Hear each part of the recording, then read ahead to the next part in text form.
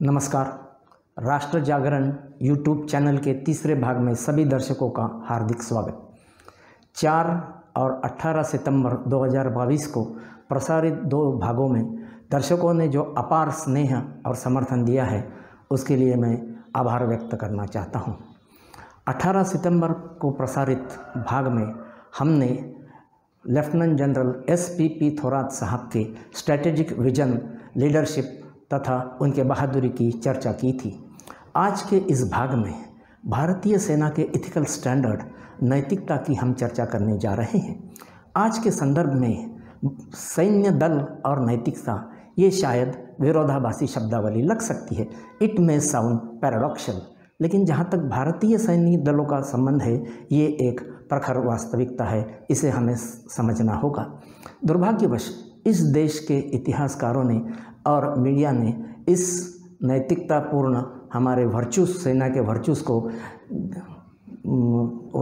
उजागर करने में कुछ कमी बरती है, कोताही बरती है। लेकिन आज हम उसी गौरवशाली इतिहास को उभारने की, उसे उजागर करने की कोशिश करने वाले हैं। जैसा कि आप लोग जानते होंगे, 12 फरवरी 2012 को इटली के व्यावसायिक जहाज़ के मरीन द्वारा केरल के समुद्री तट पर 2 भारतीय मछुआरों की गोली मारकर हत्या कर दी थी। इस घटना के बाद इटली और भारत के संबंधों में काफ़ी तनाव आया था, मामला अदालत तक पहुंच गया था। इस तनातनी के बीच एक आशा की किरण जागी। इटली के एक बंदरगाह शहर टोरंटो के मेयर ने ऐसा एक स्टेटमेंट दिया कि इस घटना के लिए वो माफ़ी मांगते हैं और जो मछुआरे मारे गए हैं उनके बच्चों की शिक्षा की वो जिम्मेदारी उठाते हैं। अब इसका क्या संदर्भ है ये जानना बहुत ज़रूरी है। 1967 में हमारा एक जहाज़ युद्धपोत INS ब्रह्मपुत्र ये ग्रीस देश के यात्रा पर, गुडविल विजिट पर निकल पड़ा था। बीच रास्ते में ही उसे खबर दी गई कि यूरोप के देश में जहां वो जाना चाहते हैं, ग्रीस में, वहां कुछ अस्थिरता है और उथल पुथल हो रही है। इसके कारण उन्हें दक्षिणी बंदरगाह इटली का नगर टोरंटो जाने का आदेश मिला था। इस जहाज़ पर एक कप्तान थे, उनका नाम था राज मोहिंद्रा। ये इटली के मेयर के, टोरंटो के मेयर का स्टेटमेंट आने के बाद उनकी गत स्मृतियाँ, उनके नॉस्टैल्जिया ये जागृत हुआ और उन्होंने एक अंग्रेज़ी अखबार द हिंदू को एक ईमेल भेजा। उस अखबार में 3 अप्रैल 2013 को यह घटना जिसका अनुभव कैप्टन मोहिंद्रा ने किया था, उसे अपने फ्रंट पेज पर 3 अप्रैल 2013 को प्रकाशित किया था। ये क्या घटना थी? आदेश के अनुसार जब INS ब्रह्मपुत्र ये युद्धपोत टोरंटो के बंदरगाह पर पहुंचा, उस दिन की इतवार का दिन था और वो तड़के पहुंचा था वहाँ पे। जैसा कि होता है कि इतने जल्दी सुबह जेट्टी पर कोई ज़्यादा भीड़ नहीं होती थी, वहाँ पर भी ऐसा ही हुआ, इक्का दुक्का लोग ही थे। लेकिन जैसा जैसा दिन चढ़ते गया तब लोगों की अपार भीड़ वहाँ पर एकत्र हुई। हमारे नौसैनिकों को भी आश्चर्य की अनुभूति हुई कि हम एक शॉर्ट नोटिस पर यहाँ आए हैं और इतने लोग क्यों यहाँ जमा हुए हैं। तब उन्हें बताया गया कि कल वहाँ के स्थानीय रेडियो ने यह वार्ता प्रसारित की थी कि भारत का एक युद्धपोत यहाँ आने वाला है, इसलिए हम आए। दोपहर और शाम होते होते तो भीड़ काफ़ी बढ़ गई थी, मानो एक सैलाब उमड़ पड़ा था उस जगह। फिर उन्होंने जानना चाहा कि इसकी क्या वजह है।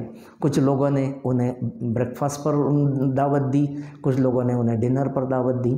ऐसे ही एक परिवार था जिन्होंने उन्हें दावत दी। उस परिवार की जो महिला थी इनस, उन्होंने एक भारतीय रियर एडमिरल JN घोष से विवाह कर दिया था। उसके परिवार ने इन्हें न्योता दिया था रात के डिनर के समय। रात के डिनर पर चर्चा के समय उन्हें, हमारे नौसैनिक को ये पता चला कि जुलाई 1943 में जब भारतीय सैन्य दस्ता अलाइड नेशन का एक हिस्सा था, उस समय टोरंटो शहर पर उस अलाइड नेशन के सेना ने कब्जा किया था। उस सेना में भारत, ब्रिटेन, कनाडा और ऑस्ट्रेलिया के सैनिक शामिल थे। नगर पर कब्जा करने के बाद भारतीय सैन्य दल का दस्ता छोड़ यानी ब्रिटेन, कनाडा और ऑस्ट्रेलिया के सैनिकों ने वहाँ पर महिलाओं के साथ, युवतियों के साथ अभद्र व्यवहार किया और वो छेड़खानी और बलात्कार में लिप्त पाए गए। इसी समय भारतीय दस्ते ने वहाँ पर हस्तक्षेप किया। उन्होंने जो अन्य देशों के सैनिक जो युवतियों और महिलाओं का पीछा कर रहे थे उन्हें ऐसा करने से रोका। एक सैनिक जब उसका एक महिला का पीछा कर रहा था, वो महिला उस डिनर में भी शामिल थी। उसने अपने बहुत ही कटु अनुभव इस हमारे कप्तान को सुनाए। उसके अनुसार हमारे सैन्य दस्ते ने एक अपार्टमेंट अपने कब्जे में कर लिया और अन्य देशों के सैनिकों को कहा कि आप यहाँ से दूर चले जाइए, इस अपार्टमेंट की सुरक्षा की जिम्मेदारी अब हमने ले ली है। उस समय जो डिनर में लोग शामिल थे, उन्होंने ऐसी कई अनगिनत कहानियाँ उन्हें सुनाई और उन्होंने कहा कि भारत के सैन्य दल यदि न होते तो हमारी महिलाओं की, युवतियों की इज्जत तार तार होने से रह जाती थी। इस इथिकल स्टैंडर्ड को हमने आज प्रस्थापित किया है, लेकिन ये 70 साल तक करीबन ये बात उजागर नहीं हुई, इसे रोशनी प्राप्त नहीं हुई। ये इस कप्तान ने एक जो ईमेल लिखा था और जो अखबार ने जो स्टोरी प्रकाशित की थी, उसके बाद ही ये अद्भुत घटना देशवासियों को समझ में आई। लेकिन हमारे मीडिया ने इसे जिस पैमाने पर प्रकाशित करना चाहिए था उस प्रकार प्रकाशित नहीं किया है। यह भी एक वास्तविकता है। इसी के लिए हम हमारे सैन्य दलों की जो वर्च्यूज़ है, जो वैल्यूज़ है और जो इथिकल स्टैंडर्ड उन्होंने एस्टेब्लिश किए हैं, उसे ही उजागर करना हम बेहतर मानते हैं। और जो लोग हमारे सेना पर जो एक टीका टिप्पणी करते रहते हैं, उनके जानकारी के लिए, उनके संज्ञान के लिए ये घटना बार बार इसे याद करना बेहद ज़रूरी है, क्योंकि यही एक जो घटना है ये हमारे सैन्य दल को अन्य सेना के सैन्य दलों से अलग करती है। इसमें हमारी भारतीय कल्चर, संस्कृति भी झलकती है और युद्ध जैसे कठिन कार्य करते हुए भी मानवीय मूल्य और नैतिकता को कैसे संजोया जा सकता है, उसका ये जीता जागता उदाहरण है। इसीलिए हमें आने वाली पीढ़ी को यह बातें बार बार बताने की ज़रूरत है।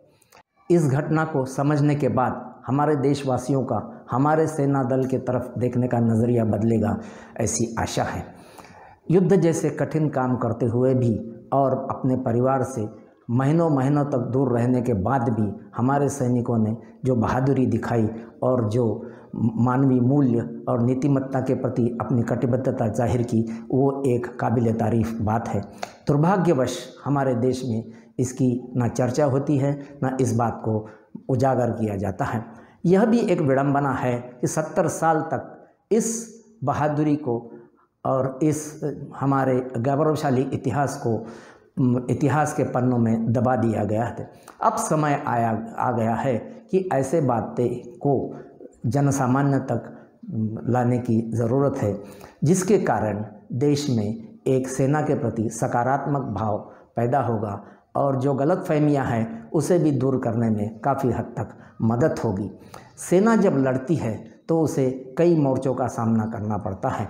इसके बावजूद भी उन्होंने अपना धैर्य नहीं खोया, अपने इतिहास और कल्चर को नहीं भूले हैं। ये बहुत बड़ी उल्लेखनीय बात है। यद्यपि हम एक कॉलोनियल पावर के लिए लड़ रहे थे, फिर भी हमने हमारा जो मूल भारतीय तत्व है उसे नहीं भुलाया है और हमें भी ये बात ज़रूर याद रखनी है। इसी एक आशादायक नोट के साथ हम आज के इस भाग को समाप्त करने जा रहे हैं।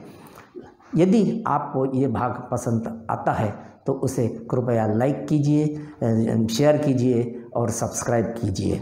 हमारा अगला भाग 16 अक्टूबर 2022 को प्रसारित किया जाएगा।